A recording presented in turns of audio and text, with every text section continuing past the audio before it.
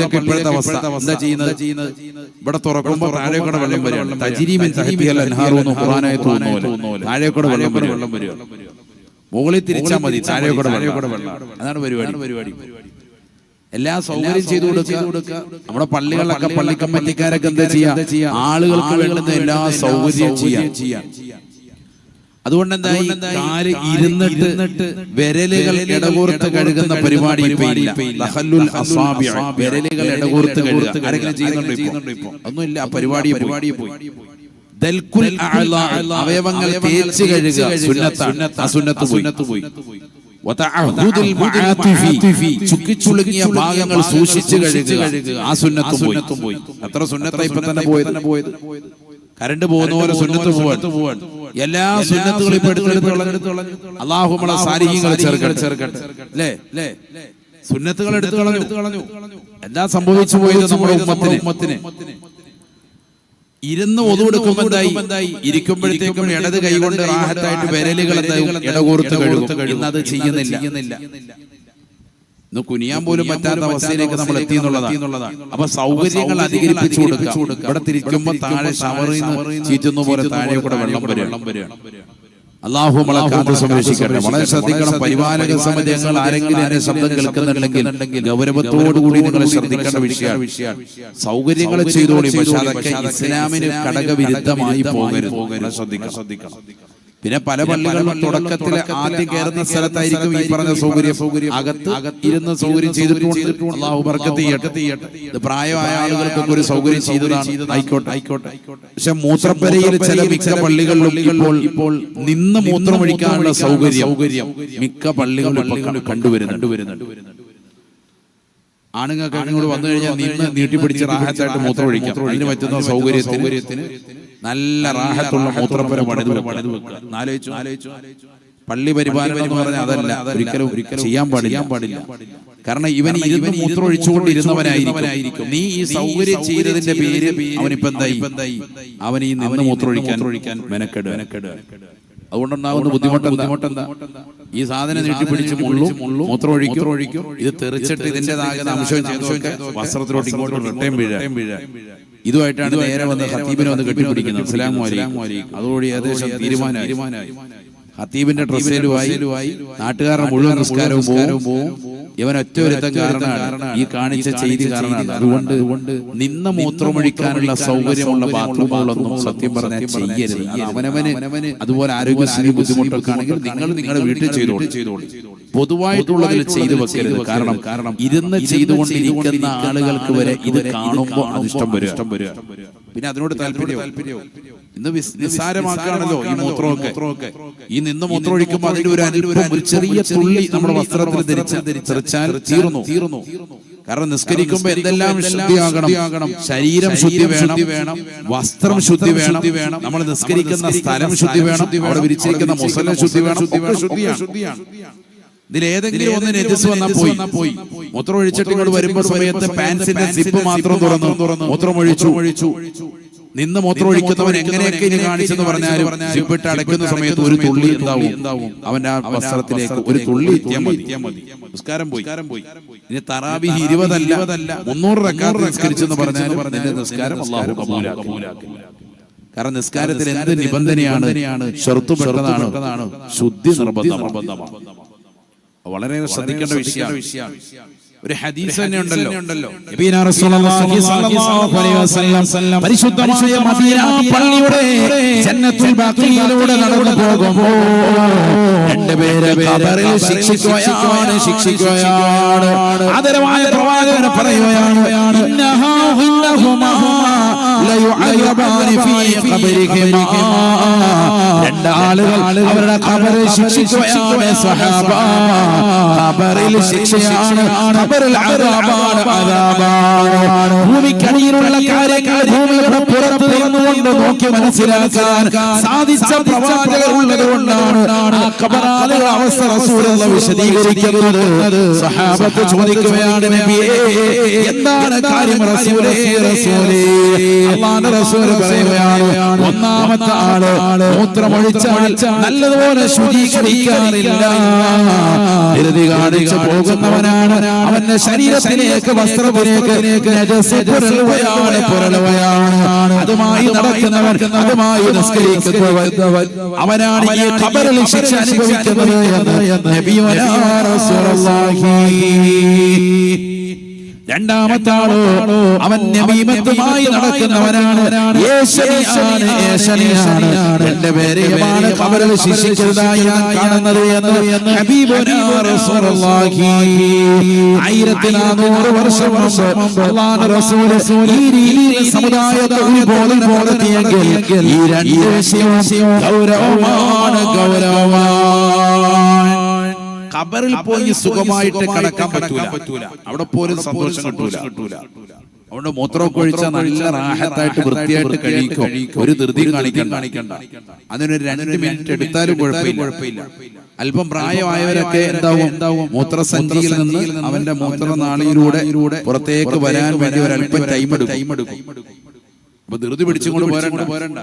അതിനാണ് ഇമാമിങ്ങൾ പറയുന്നത്, 1-2 പ്രവർത്തനങ്ങൾ കൊണ്ട് ആ മൂത്രസഞ്ചിയിൽ കെട്ടിക്കിടക്കുന്ന മൂത്രനാളിയിൽ എവിടെയെങ്കിലും കെട്ടിക്കിടക്കുന്ന എന്തെങ്കിലും ഒരു അംശം ഉണ്ടെങ്കിൽ അത് പുറത്തേക്ക് വരാൻ എന്ത് ചെയ്യണം? ഇടതുഭാഗത്തേക്ക് ആസ്വദിച്ചിരിക്കുക മാത്രമല്ല, തൊണ്ടയൊന്ന് അനക്കണം.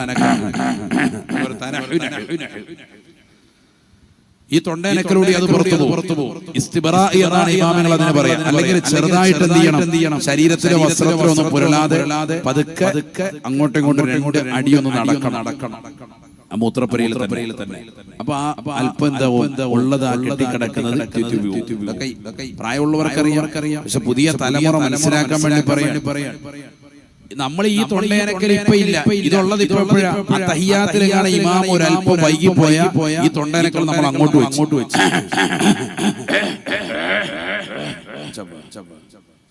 ഈ തൊണ്ടയനക്കൽ എവിടെയാ വേണ്ടത്? മൂത്രപ്പുര വേണ്ട തൊണ്ടയനക്കാണ്. അത് നീ നിസ്കാരത്തിലെടുത്ത്. അതാ ഞാൻ പറഞ്ഞത്. അവിടെ നിസ്കാരത്തിൽ തൊണ്ടയനക്കാൻ പറഞ്ഞിട്ടുമില്ല. നമുക്കറിയാത്ത മസലതും അങ്ങോട്ടും ഇങ്ങോട്ടും മാറ്റി ഫിറ്റ് ചെയ്തിരിക്കുക. അല്ലാഹു നമ്മളെ കാത്ത് സംരക്ഷിക്കട്ടെ. അതുകൊണ്ട് നല്ലതുപോലെ ശ്രദ്ധിച്ചോ. ഇത് നിസ്സാര വിഷയമല്ല എന്നർത്ഥം. നല്ലതുപോലെ ശ്രദ്ധിക്കേണ്ട വിഷയമാണ്. ഒരല്പം പോലും നജസ് നമ്മുടെ ശരീരത്തിൽ പുരളാൻ പാടില്ല. എപ്പോഴും ഒളു വേണം. ഒളു ചെയ്യേണ്ടത് എപ്പോഴും വീട്ടിൽ നിന്ന് ഒളു എടുക്കണം. അതിന്റെ വെള്ളം ഒരല്പം 1/3 കൂടി പോയാൽ തന്നെ വീട്ടിൽ നിന്ന് എടുക്കുന്നത് തന്നെ കറാഹത്താണ്. ഒളുവിന് വേണ്ടി എടുക്കുമ്പോഴാണ് പറയുന്നത്. നിസ്കാരത്തിന് വേണ്ടി എടുത്തതാണ്. പള്ളി വന്നെടുക്കുന്ന ആളുകളുണ്ട്. ചില ആളുകൾ ഇങ്ങനെ കാല് കഴുകാൻ വേണ്ടി പൈപ്പ് തുറന്നു വെച്ചിട്ട് എത്ര നേരമാണ് കാല് കഴുകുന്നത്? 10 മിനിറ്റ് എടുക്കുക, അല്ലെങ്കിൽ 5 മിനിറ്റ് എടുത്താലും പൈപ്പ് ഓഫ് ചെയ്യൂല. മുഖം കഴുകാൻ ഇങ്ങനെ കോരി അങ്ങ് ഒഴിക്കുക. മാസവരി 500 രൂപ കൊടുക്കുക, അല്ലെങ്കിൽ 50 രൂപ കൊടുക്കുന്നുണ്ടാവും. ഈ മാസവരിയുടെ കണക്ക് പറഞ്ഞിട്ട് ഈ വെള്ളം മുഴുവൻ കോരി തീർക്കുക. നീ 500 അല്ല 50,000 കൊടുത്തെന്ന് പറഞ്ഞാലും 3-ൽ നിന്ന് 4-ാമത്തെ വെള്ളം ഉപയോഗിക്കൽ ഹറാമാണ്. പൊതു സ്വത്തിൽ നിന്ന് വളരെ ശ്രദ്ധിക്കണം. ഇത് പണ്ഡിതന്മാർ ഐക്യത്തോടുകൂടി പറഞ്ഞ വിഷയമാണ്. ഈ ഉമ്മത്ത് മനസ്സിലാക്കണം. പ്രത്യേകിച്ച് റമദാനൊക്കെ വരിക, ചൂട് കാലാണ്, കുറച്ചും കൂടി തണുത്തോട്ടെ എന്ന് കരുതിയിട്ട് വെള്ളം ആവശ്യമില്ലാതെ ഉപയോഗിക്കരുത്. സ്വന്തം വീട്ടിൽ നിന്ന് ഒന്നുകൊടുത്ത് വരുന്നവനാണ് കൂലി കൂടുതൽ. അല്ലാഹു തൗഫീഖ് തരട്ടെ. സാന്ദർഭികമായി ഒന്ന് ഉണർത്തിയതാണ്, ശ്രദ്ധിക്കാൻ വേണ്ടി. നബിയുനാ റസൂലുള്ളാഹി സ്വല്ലല്ലാഹു അലൈഹി വസല്ലം ലമ്മാ മറ ബിസഅദ് വഹുവ യതവല്ലഉ, മഹാനായ സഅദ് റളിയല്ലാഹു അൻഹു വുളൂ ചെയ്തുകൊണ്ട് ഒരു നദിയുടെ തീരത്തിരുന്നുകൊണ്ട് വുളൂ ചെയ്യുമ്പോൾ അല്ലാഹുവിന്റെ റസൂൽ അതിലൂടെ നടന്നു പോവുകയാണ്. ഹബീബായ നബി സല്ലല്ലാഹു അലൈഹി വസല്ലം തങ്ങൾ സഅദ് റളിയല്ലാഹു അൻഹുവിനോട് പറഞ്ഞു, അത്രേ മസ്സറഫു യാ സഅദ്, എത്ര വലിയ തൂർത്താണ് സഅദേ നീ നടത്തുന്നത്, ഇത് വലിയ തൂർത്താണ് എന്ന് നബിയുനാ റസൂലുള്ളാഹി. സഅദ് റളിയല്ലാഹു അൻഹു അല്ലാഹുവിന്റെ റസൂലിനോട് ചോദിക്കുകയാണ്, അഫിൽ വുളൂഇ ഇസ്റാഫുൻ യാ റസൂലല്ലാഹ്, വുളൂ ചെയ്യുകയാണ് നബിയേ. അല്ലാഹുവിന്റെ മുന്നിൽ സുജൂദ് ചെയ്യാൻ വേണ്ടി നിസ്കരിക്കാൻ വേണ്ടി വുളൂടെ വെള്ളത്തിൽ ഇസ്റാഫുണ്ടോ തോർത്തുണ്ടോ? അല്ലാഹുവിന്റെ റസൂൽ പറയുകയാണ് നഅം സഅദ് ഉണ്ട് സഅദേ സഅദേ വഇൻ കുൻത അലാ നഹരി ജാരിൻ അതിശക്തമായ നിറഞ്ഞ കവിഞ്ഞൊഴുകുന്ന നദിയുടെ തീരത്തിൽ നിന്നുകൊണ്ട് നീ വുളൂ എടുക്കുകയാണെങ്കിൽ പോലും ഒരിക്കലും ഒരൽപ്പം പോലും വെള്ളം മൂന്നിൽ നിന്ന് കൂടുതലായി എടുക്കരുത് എന്ന് നബിയുനാ റസൂലുള്ളാഹി. നദിയുടെ തീരത്തിരുന്ന് വുളൂ എടുക്കാം. നല്ല നിറഞ്ഞ് കവിഞ്ഞു വരുന്നതാകുന്ന ജലാശയം, സമുദ്രം. അതിന്റെ അറ്റത്തിരുന്ന് നീ വുളൂ എടുത്താൽ പോലും ഇഷ്ടംപോലെ വെള്ളം ഉണ്ടല്ലോ എന്ന് കരുതിയിട്ട് നാലാമത്തെ വട്ടം നീ എടുക്കരുത്. അത് ചോദ്യം ചെയ്യപ്പെടുമെന്ന് സയ്യിദുനാ റസൂലുള്ളാഹി. ഇതൊക്കെ നമ്മുടെ ഉമ്മത്ത് പഠിക്കേണ്ടതാണ്. അര ബക്കറ്റ് വെള്ളം ഒരു സാ എന്ന് പറയും. നബി സല്ലല്ലാഹു അലൈഹി വസല്ലം തങ്ങൾ കുളിച്ചിരുന്നു. ഹദീസിൽ കാണാം. എത്രയാ? അര ബക്കറ്റ് വെള്ളം കൊണ്ടാണ് നബി സല്ലല്ലാഹു അലൈഹി വസല്ലം കുളിച്ചിരുന്നു എന്ന് പറഞ്ഞാൽ നബി കുളിക്കുന്നതൊക്കെ എപ്പോഴും അങ്ങനെയാണെന്ന് അർത്ഥം. അര ബക്കറ്റ് വെള്ളം നമ്മളെ കൊണ്ട് പറ്റുമോ? പൈപ്പിലൊന്ന് പിടിക്കണം അര ബക്കറ്റ്. എന്നിട്ട് എന്ത് ചെയ്യാ? നാളെ മുതൽ ഒന്ന് കുളിച്ചു നോക്കുക. അതൊന്നും നടക്കില്ല ഉസ്താദേ. ശരീരത്തിലൊന്നും വെള്ളം എത്തൂല. അതൊക്കെ എത്താനുള്ള വകുപ്പ് എന്താന്ന് പറഞ്ഞാല് വീട്ടിൽ ആരും ഇല്ലാത്ത സമയം ഈ കുളിച്ചോണ്ടിരിക്കുകയാണ്, അല്ലെങ്കിൽ വാഷ്റൂമിൽ പോയിക്കൊണ്ടിരിക്കുക. അപ്പൊ പൈപ്പിലെ വെള്ളവും തീർന്നു എനക്ക് ഇറങ്ങാനും വരാനും അങ്ങനത്തെ ഒരു സ്ഥിതിവിശേഷമാണെങ്കിൽ ഈ അര ബക്കറ്റല്ല 1/4 ബക്കറ്റ് വെള്ളം ഉണ്ടെങ്കിൽ നിന്റെ കാര്യം നടക്കും. നല്ല റാഹത്തായിട്ട് എല്ലാം കാര്യം നടക്കും. ഇത് വെള്ളം ഇഷ്ടംപോലെ ഉണ്ടല്ലോ, അത് മനസ്സിലിങ്ങനെ കടക്കുക. അതുകൊണ്ടാണ് ഈ പൈപ്പ് ഇങ്ങനെ തുറന്നു വെക്കുന്നത്. എപ്പോഴും വെള്ളം ഉപയോഗിക്കുമ്പോൾ പൈപ്പ് ബക്കറ്റിൽ പിടിച്ചിട്ട് അതിൽ നിന്ന് ഉപയോഗിക്കാൻ പരിശ്രമിക്കുക. അങ്ങനെ തന്നെ ശരിക്കും നല്ലത്. കാരണം അതിനൊരു അളവുണ്ടാകും, കറക്റ്റ് ഉണ്ടാവും. ഷവറൊക്കെ ആവുമ്പോൾ എന്താവും? ഇഷ്ടംപോലെ വെള്ളം കൂടുതൽ ഉപയോഗിക്കാം. ഒരു സെക്കൻഡിനുള്ളിൽ തന്നെ ലിറ്റർ കണക്കിന് വെള്ളം പുറത്തു പോകും. ഓരോ മിനിറ്റിലും ലിറ്റർ കണക്കിന് വെള്ളം ലഭിക്കൊണ്ടിരിക്കും. ഉപയോഗം കൂടുക. പരമാവധി എപ്പോഴത്തെ നല്ലത് പൈപ്പ് തുറന്നു വെച്ചാൽ പഴയ രീതിയാണ് എപ്പോഴും നല്ലത്. പൈപ്പ് തുറന്നു വെക്കുക, ബക്കറ്റിൽ വെള്ളം പിടിക്കുക, അതുകൊണ്ട് കുളിക്കുക. കറക്റ്റാണ്. ഒരു ബക്കറ്റ് വെള്ളം ഉണ്ടെങ്കിൽ റാഹത്തായിട്ട് കുളിക്കാൻ പറ്റും. കുളി എന്ന് പറഞ്ഞാൽ തന്നെ ശരീരം മുഴുവൻ വെള്ളം എത്തിക്കുക എന്നുള്ളതാണ്. അത് നല്ല റാഹത്തായിട്ട് നല്ല രീതിയിൽ നോക്കി ഉപയോഗിക്കണമെന്ന് അർത്ഥം. ഇനിയുള്ള കാലം വെള്ളത്തിന് വേണ്ടി യുദ്ധം നടക്കാൻ പോകുന്ന കാലഘട്ടമാണ്. എത്ര ആളുകൾ വെള്ളം കിട്ടാതെ ഒരു നേരത്തേതാകുന്ന കുടിക്കാൻ പോലും വെള്ളമില്ലാതെ പ്രയാസപ്പെടുന്ന എത്ര ആളുകൾ ലോകത്തിന്റെ വിവിധ ഭാഗങ്ങളിലുണ്ട്. അങ്ങനെ തന്നെ മരണപ്പെട്ടു പോയ എത്രയോ സാധുക്കളായ ആളുകൾ ലോകത്തിന്റെ വിവിധ ഭാഗങ്ങളുണ്ട്. ഒരു തുള്ളി വെള്ളത്തിന് ദാഹിച്ച് മരണപ്പെട്ടു പോയ ആളുകളുണ്ട്. അതൊക്കെ വെച്ച് നോക്കുമ്പോൾ റബ്ബ് നമുക്ക് നൽകിയിരിക്കുന്ന തൗഫീഖ് വളരെ വലുതാണ്. അല്ലാഹു നമ്മളെ സ്വീകരിക്കുമാറാവട്ടെ. അതുകൊണ്ട് ശ്രദ്ധിക്കണം, ഉപയോഗിക്കുന്ന വെള്ളമൊക്കെ വളരെ ഹിസാബ് ഉണ്ടാകും, ആഖിറത്തിൽ ഉണ്ടാകും. അതുകൊണ്ട് അതിനൊക്കെ ഒരു കണക്ക് വെക്ക്. ഓവറായിട്ട് ഉപയോഗിക്കരുത്. അല്ലാഹു തൗഫീഖ് നൽകട്ടെ. ആമീൻ പറയും. അല്ലാഹു തൗഫീഖ് നൽകട്ടെ. ആ ബക്കറ്റൊന്നും ഒരു സദഖ ഇൻഷാ അല്ലാഹ് എല്ലാവരും അല്ലാഹു നമ്മുടെ സദഖകളെ സ്വീകരിക്കട്ടെ. എല്ലാ മുറാദുകളും അല്ലാഹു ഹാസിലാക്കട്ടെ.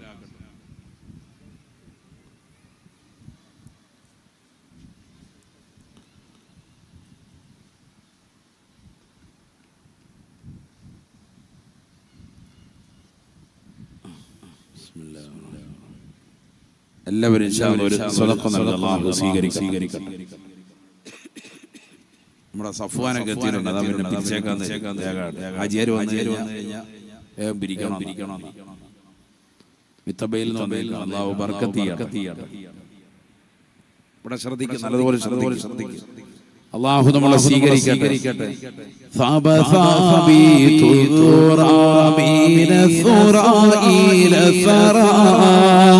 ثانيا ما ثالثا بل ثانيا الأمثال لا إله إلا الله. ركعت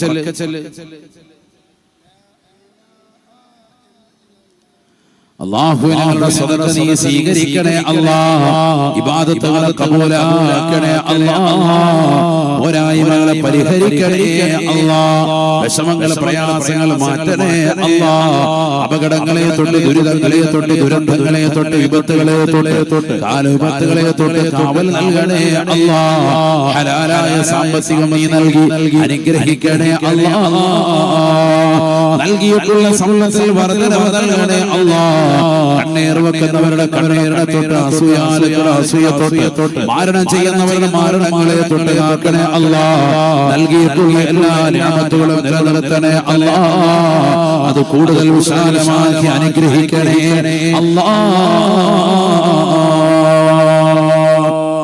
അല്ലാഹു നമ്മളെ സ്വീകരിക്കട്ടെ.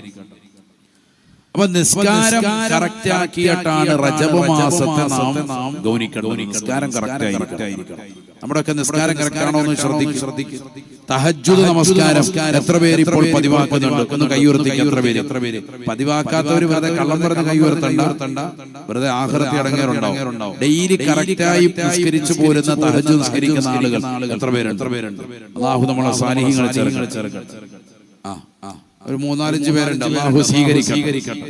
എല്ലാവരും അല്ലാഹു കബൂലാക്കട്ടെ. കഴിഞ്ഞ റമദാനിൽ നമ്മളെല്ലാവരും രാവിലെ സുബഹിക്ക് മുമ്പ് നല്ല റാഹത്തായി അത്താഴം കഴിക്കാൻ വേണ്ടി എഴുന്നേൽക്കും.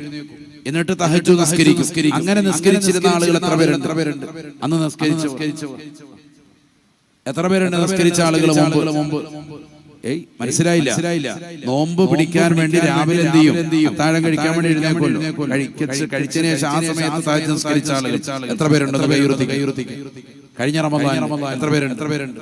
ബാക്കിയുള്ളവർ അപ്പോഴും നിസ്കരിച്ചിട്ടില്ലേ?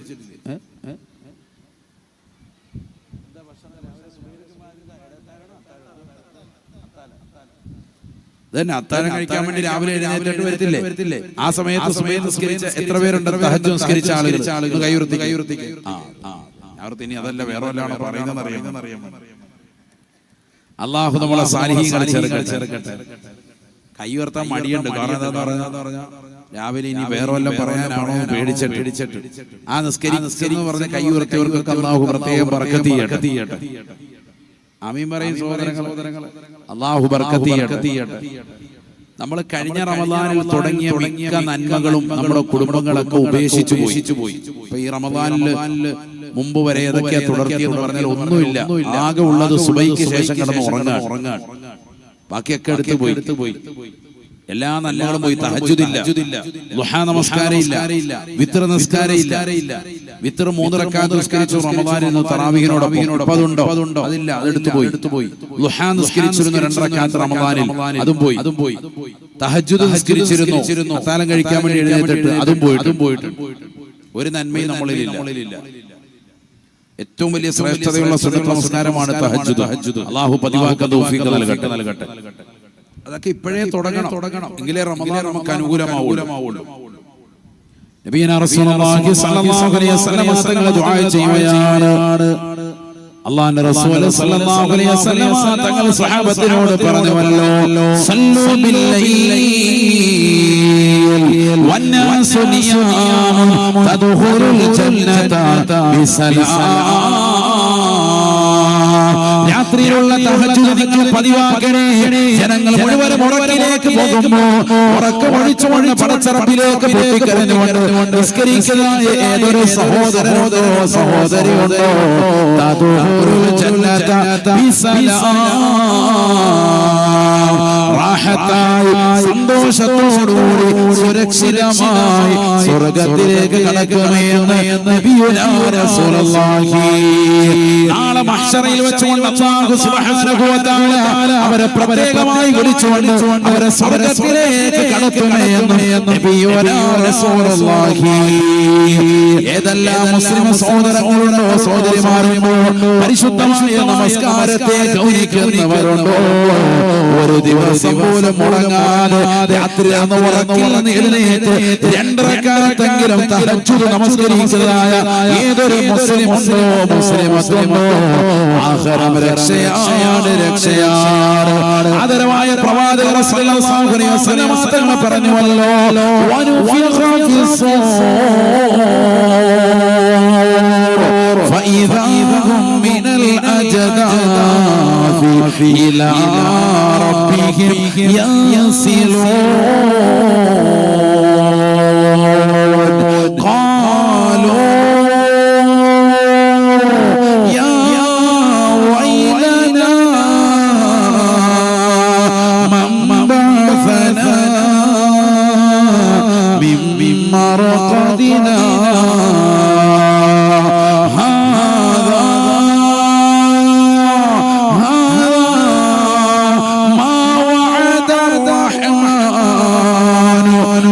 صدق المرسلون إن كانت إلا صيحة واحدة إن كانت إلا صيحة واحدة فإذا هم جميع لدينا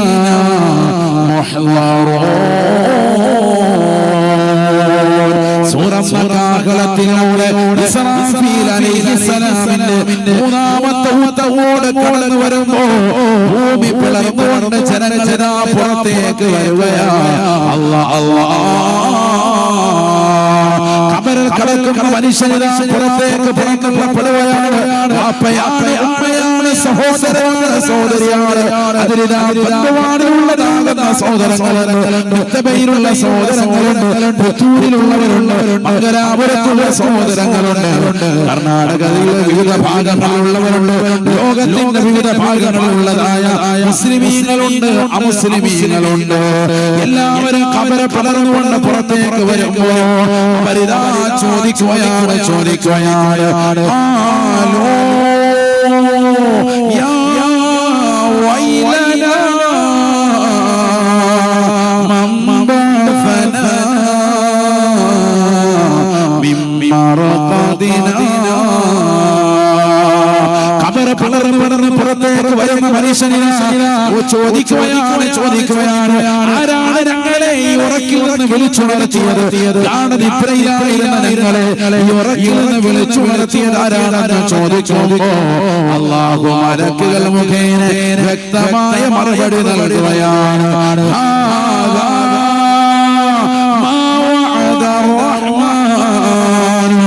وصدق المرسلون. ഈ ലോകത്തിന്റെ സൃഷ്ടികർത്താവായ ജഗന്നിയന്താവായ പരിപാലകനായ പടച്ചറബ് വാഗ്ദാനം ചെയ്തതാകുന്ന ദിനമാണ് ഈ ദിനം. നന്മകൾ ചെയ്തവരെ, തിന്മകൾ അനുഷ്ഠിച്ചവരെ നിങ്ങളുടെ തിന്മകൾക്ക് പ്രതിഫലം നൽകുന്ന ദിവസമാണ് ഈ പരിശുദ്ധമാക്കപ്പെട്ടതായ ദിനമെന്ന് അവർക്ക് അറിയിപ്പ് നൽകുകയാണ്. ആദം നബി അലൈഹിസ്സലാം മുതൽ മുഹമ്മദ് നബി സല്ലല്ലാഹു അലൈഹി വസല്ലം തങ്ങൾ വരെയുള്ള 1,24,000 അമ്പിയാ മുർസലീങ്ങൾ ഈ ലോകത്തേക്ക് കടന്നു വന്നുകൊണ്ട് അവരെല്ലാവരും പറഞ്ഞതായ ദിനമാണ്. അവരെല്ലാവരും ജനങ്ങൾക്ക് മുന്നറിയിപ്പ് നൽകിയത് ഈ ഒരു ദിവസത്തെ കുറിച്ചാണ്.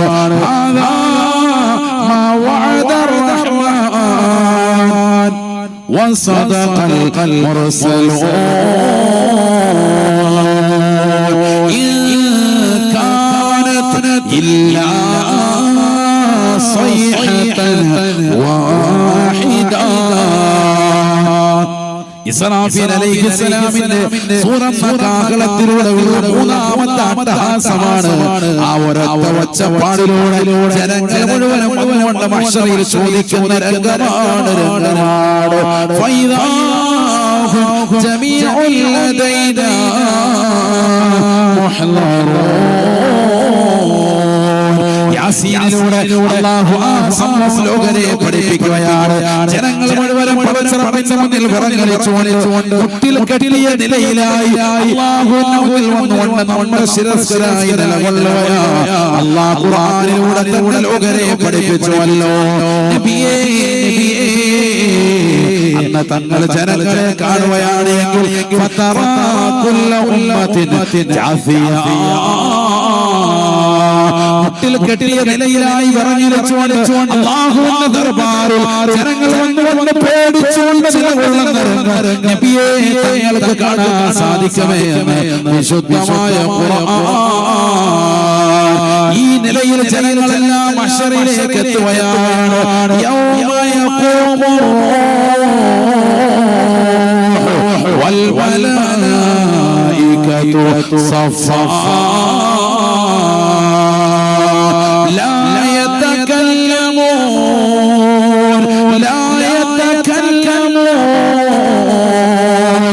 ഇല്ലാ മൻ അദിന ലഹു അർ-റഹ്മാൻ വഖാല സവാബാ.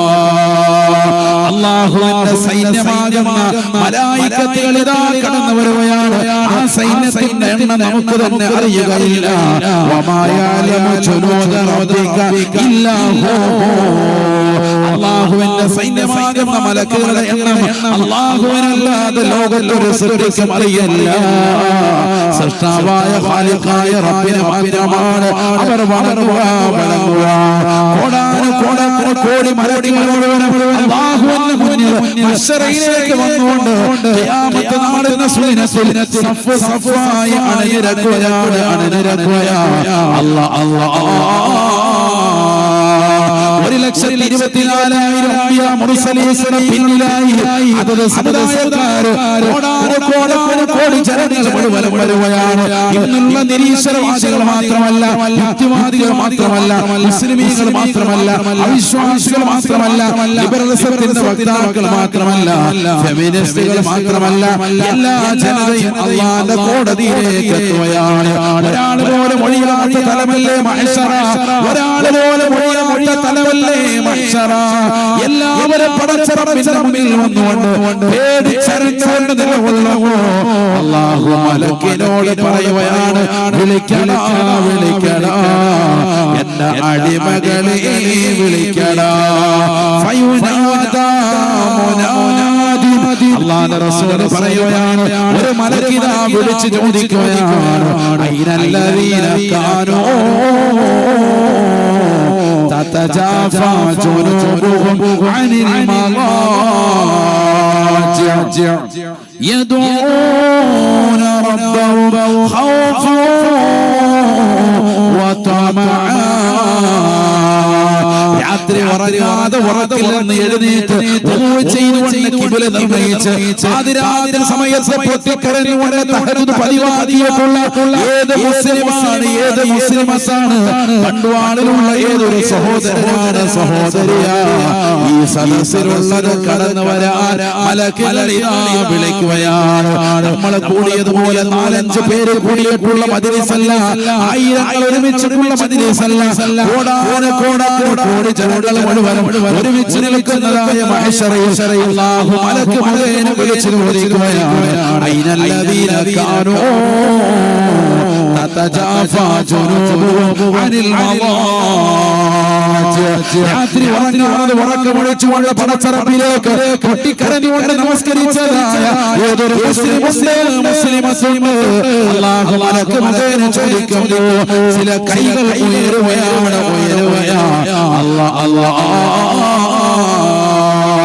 അല്ലാഹുവേ, പാപികളും ദോഷികളുമായ ഞങ്ങളെ ആ കൂട്ടത്തിൽ ഉൾപ്പെടുത്തണേ അല്ലാഹ്, ഉൾപ്പെടുത്തണേ അല്ലാഹ്. ആദരവായ പ്രവാചകൻ പറയുകയാണ്, അല്ലാഹു മലക്കുകൾ മുഖേന അവരെ ജനങ്ങൾക്കിടയിൽ മാറ്റി നിർത്തുകയാണ്. അവരെ മാറ്റി നിർത്തിയിട്ട് അവരോടായി അല്ലാഹു പറയുമത്രേ, ഉദ്ഖുലുൽ ജന്നത ബിഗൈരി ഹിസാബ്. പരിശുദ്ധമായ സ്വർഗ്ഗത്തിന്റെ വാതായനങ്ങൾ ഇതാ നിങ്ങൾക്ക് മുമ്പിൽ തുറക്കപ്പെട്ടിരിക്കുകയാണ്. കടക്കണേ കടക്കണേ, നിങ്ങൾക്ക് വിചാരണയില്ല, വിചാരണയില്ലാതെ സ്വർഗ്ഗത്തിൽ കടക്കുന്ന വിഭാഗമാണ് അവരും നബിയുനാ റസൂലുള്ളാഹി. എല്ലാ ദിവസവും വെള്ളിയാഴ്ച ദിവസം ഖതീബ് ഉസ്താദ് ഓതുമ്പോൾ പരിശുദ്ധമാക്കപ്പെട്ട നമസ്കാരത്തിൽ പരിശുദ്ധമായ ഹോശിയ സൂറത്ത് ഓതുമ്പോൾ അവരുടെ ഹിസാബ് നമ്മുടെ മേലാണെന്ന് അല്ലാഹു സുബ്ഹാനഹു വ തആല പറയുന്ന വാക്ക് കേൾക്കുമ്പോൾ വിഷമിച്ചുകൊണ്ട് കരഞ്ഞുകൊണ്ട് അല്ലാഹുവേ അല്ലാഹുമ്മ യസ്സിർ അലയ്യ ഹിസാബി അല്ലാഹുമ്മ യസ്സിർ അലയ്യ ഹിസാബി എന്നെ വിചാരണ എനിക്ക് എളുപ്പമാക്കി തരണേ അല്ലാഹ്. ദുആ ചെയ്യുന്ന സഹോദരനില്ലയോ സഹോദരിമാരില്ലയോ സ്വന്തമായി പ്രാർത്ഥിക്കുന്നതായ മുഅ്മിനത്തുകളില്ലയോ ഉമ്മമാരില്ലയോ ഈ ദുആ അർത്ഥവത്താകണമെങ്കിൽ ഈ ദുആ നിന്റെ ജീവിതത്തിൽ പ്രതിഫലിക്കണമെങ്കിൽ ഒരു ദിവസം പോലും മുടങ്ങാതെ തഹജ്ജുദ് പതിവാക്കിക്കോ. അല്ലാഹുവിന്റെ റസൂൽ പറയുകയാണ് വിചാരണയില്ലാതെ സ്വർഗ്ഗത്തിലേക്ക് കടക്കാൻ അവസരം കിട്ടുന്നവരാണ് അവരെന്ന് നബിയുനാ റസൂലുള്ളാഹി സ്വല്ലൂ ബില്ലൈൽ വന്നാസു നിയാം തദ്ഖുലുൽ ജന്നത ബിസലാം. രാത്രി നിസ്കരിക്കണേ, ജനങ്ങൾ മുഴുവനും ഉറക്കിലാണ്, നിങ്ങൾ ഉറക്കം ഉഴച്ചുകൊണ്ട് നിസ്കരിച്ചാൽ വിചാരണയില്ലാതെ സ്വർഗ്ഗത്തിലേക്ക് കടക്കാൻ അത് കാരണമായി തീരുമേ എന്ന് നബിയുനാ റസൂലുള്ളാഹി. അല്ലാഹു തൗഫീഖ് നൽകട്ടെ. വിചാരണയില്ലാതെ സ്വർഗ്ഗത്തിലേക്ക് കടക്കാൻ പറ്റും ആർക്ക്? തഹജ്ജുദ് പതിവാക്കുന്നവർ വേണം. നാളത്തെ മഹ്ശറയിൽ ഏറ്റവും കൂടുതൽ പ്രയാസപ്പെടും വിചാരണ. ഹദീസിലുണ്ട് ആരെങ്കിലും വിചാരണക്കനെത്താൻ അവൻ ഉറപ്പായും ശിക്ഷിക്കപ്പെടും. അല്ലാഹു നമ്മളെ കാക്കുമാറാവട്ടെ. അവിടെ എത്തുമ്പോഴേ തന്നെ ഇവരെ വിളിക്കും. നിങ്ങൾ നിൽക്കണ്ട, ഇവിടെ നിൽക്കുന്നത് ആര്? നിങ്ങൾ തഹജ്ജുദ് നിസ്കരിച്ച ആളല്ലേ? നിങ്ങൾ വേഗം കയറിക്കോ, സ്വർഗ്ഗത്തിലോട്ട് പോയിക്കോ, വേഗം പോയിക്കോ. മഹ്ശറയിൽ അവർക്ക് ഹിസാബില്ല, വേഗം സ്വർഗ്ഗത്തിലേക്ക്. മാഷാ അല്ലാഹ്. കാരണം എന്താ? രാത്രി ഉറക്കമൊഴിച്ച് ഇബാദത്തെടുത്ത ആളുകളാണ്. ഫുള്ളായിട്ട് വേണ്ട, രാത്രി കുറഞ്ഞ സമയം ഒരു അരമണിക്കൂറെങ്കിലും നിങ്ങൾ മാറ്റി വെച്ചോ. ഇപ്പൊ സുബഹിയുടെ ഭാഗ്യം എത്ര മണിക്കാണ്? സുബഹിയുടെ ഭാഗ്യം എത്ര മണിക്കാണ്? ബാങ്കുവിളി കേൾക്കുന്നില്ല, ഉറങ്ങിപ്പോ. എത്ര മണിക്കാ? 8 മണി. അത് അലാറം വെച്ച് എത്ര മണിക്കാ പറഞ്ഞോളി. ഒരാൾ 5 മണിക്ക് 5:30 ആരുമില്ല ഇവിടെ. 5:35 അല്ലേ? അല്ലാഹു നമ്മളെ സ്വീകരിക്കട്ടെ. അപ്പൊ 5:35 അപ്പൊ ഒരു 5 മണിക്ക് എഴുന്നേറ്റാൽ തന്നെ തഹജ്ജുദ് ഇപ്പൊ കിട്ടും. നല്ല റാഹത്താണ്. 5 മണിക്ക് അലാറം വെച്ചാൽ ഇപ്പൊ തുടങ്ങണം നമ്മൾ. റമദാനിൽ തുടങ്ങിയ അമലായിരുന്നു, അത് മുടങ്ങിപ്പോയി. ഇപ്പൊ ആകെ നമുക്കുള്ളത് എന്താ? റമദാനിൽ തുടങ്ങിയ അമലിൽ ആകെ മിച്ചമുള്ളത് സുബഹി കഴിഞ്ഞിട്ട് എല്ലാവരും ജമാഅത്തായിട്ട് ഉറങ്ങാൻ. വേറെ ഒന്നും ഇപ്പൊ ഇല്ല. അതോ നമ്മുടെ ജീവിതത്തിലെ ഏറ്റവും വലിയ നാശമാണ് സുബഹി കഴിഞ്ഞിട്ടുള്ള ഉറക്കം. അല്ലാഹു നമ്മളെ കാക്കുമാറാവട്ടെ. ആമീൻ പറയും. അപ്പൊ മുടങ്ങാതെ നമ്മൾ കൊണ്ടുവരണം തഹജ്ജുദ്. അല്ലാഹു തൗഫീഖ് നൽകട്ടെ. തഹജ്ജുദ് നിസ്കരിച്ചു കഴിഞ്ഞാൽ റമദാനിലാകട്ടെ അല്ലാതാകട്ടെ കുറച്ചു നേരം ഖുർആൻ ഓതാം. കുറച്ചു നേരം ഒരു യാസീൻ തന്നെ ഓതിക്കും. നല്ല ബർക്കത്ത്. كان النبي صلى الله عليه وسلم يقرأ سورة ياسين صباحا ومساء. എല്ലാ ദിവസവും പ്രഭാതത്തിലും പ്രദോഷത്തിലും യാസീൻ സൂറത്ത് നബി തങ്ങൾ ഓതിയിരുന്നു. അല്ലാഹുവേ ഞങ്ങൾക്ക് നീ തൗഫീഖ് നൽകണേ അല്ലാഹ്. എല്ലാ ദിവസവും ഓതിയിരുന്നു. അപ്പോൾ ഒരു യാസീൻ ഓതിക്കവിടെ ഇരുന്നു. അല്ലാഹു തൗഫീഖ് നൽകട്ടെ. യാസീൻ ഭയങ്കര ശ്രേഷ്ഠതയുള്ളതാണല്ലോ. ഇന്നലി കുല്ലി ഷൈഇൻ ഖൽബാ വഖൽബുൽ ഖുർആനി സൂറത്തു യാസീൻ. എല്ലാ വസ്തുക്കൾക്കും ഹൃദയമുണ്ട്. പരിശുദ്ധമായ ഖുർആനിന്റെ ഹൃദയം അത് യാസീൻ സൂറത്താണ് നബിയുനാ റസൂലുള്ളാഹി. അപ്പോൾ യാസീൻ മുടങ്ങാതെ ഓതാം. അല്ലാഹു തൗഫീഖ് നൽകട്ടെ. അത്രല്ല, ബറാഅത്ത് രാവിലെ 3 യാസീൻ ഓതിയില്ലേ? എന്താ യാസീന്റെ ഗുണം? സൂറത്തു യാസീൻ ലിമാ ഖുരിഅ ലഹു. എന്ത് നിയ്യത്ത് വെച്ചുകൊണ്ട് ഓതുന്നു യാസീൻ കൊണ്ട് അത് നിറവേറുമെന്ന് നബിയുനാ റസൂലുള്ളാഹി. ഏത് നിയ്യത്ത് വെച്ച് ഓതിയാലും ആ നിയ്യത്ത് ഹാസിലാകും. യാസീൻ അല്ലാഹു തൗഫീഖ് നൽകട്ടെ. അതുകൊണ്ടാണ് യാസീൻ എല്ലാ സ്ഥലത്തും നമ്മൾ ഫിറ്റ് ചെയ്യുന്നത്. ഒരു യാത്ര പോവാണ്, ഒരു യാസീനോ, ഒരു മരണം നടന്നു, യാസീനോ. കാരണം എന്താ? അദ്ദേഹത്തിന് മഗ്ഫിറത്ത് കൊടുക്കാന്നുള്ള നിയ്യത്തിൽ കൊടുക്കാൻ സൂറത്ത് യാസീൻ ലിമാ ഖുരിഅ ലഹു ഹദീസാണ്. ശരിക്കും മനസ്സിലാക്കണം. എന്തിനു വേണ്ടി ഓതിയോ അത് ഹാസിലാവും. നബി തങ്ങൾ ഇതേപോലെ പറഞ്ഞത് മറ്റൊരു വസ്തു മാത്രമേ ഉള്ളൂ. ഏതാണത്? സംസം വെള്ളം. മാഉ സംസം ലിമാ ശുരിബ ലഹു. എന്ത് നിയ്യത്ത് വെച്ചുകൊണ്ട് കുടിച്ചോ സംസം വെള്ളം കൊണ്ട് ഹാസിലാവും. പരീക്ഷയ്ക്ക് രാവിലെ പോവാ, നിയ്യത്ത് വെച്ചിട്ട് സംസം വെള്ളം കുടിച്ചോ നല്ല ഓർമ്മ ശക്തി കിട്ടുക, പരീക്ഷയ്ക്ക് നല്ല റാഹത്തായിട്ട് വിജയിക്കണം. സംസം വെള്ളമൊക്കെ വീട്ടിലുള്ള ആളുകൾ അല്ല ഒരു യാസീൻ ഓതിയിട്ട് ഈ യാസീനെ ബർക്കത്ത് കൊണ്ട് നല്ല റാഹത്തായി ഓർമ്മ ശക്തിയോടുകൂടി പരീക്ഷ എഴുതാൻ എനിക്ക് തൗഫീഖ് തരണേ. നിയ്യത്ത് വെച്ചാൽ അത് ഹാസിലാകും, ഉറപ്പാണ്. കാരണം ഇത് പഠിപ്പിച്ചതാരാ? സയ്യിദുനാ റസൂലുള്ളാഹി. ഈ രണ്ട് വസ്തുക്കളെ കൊണ്ടാണ് നബി സല്ലല്ലാഹു അലൈഹി വസല്ലം പറഞ്ഞിട്ടുള്ളത്. ഒന്ന് സംസമാണ്, മറ്റൊന്നേതാ? സൂറത്ത് യാസീൻ. അവർ രാവിലെ ഒരു യാസീനെ മോദിക്കും, തഹജ്ജുദ് നിസ്കരിച്ചിട്ട് റമദാനിലൊക്കെ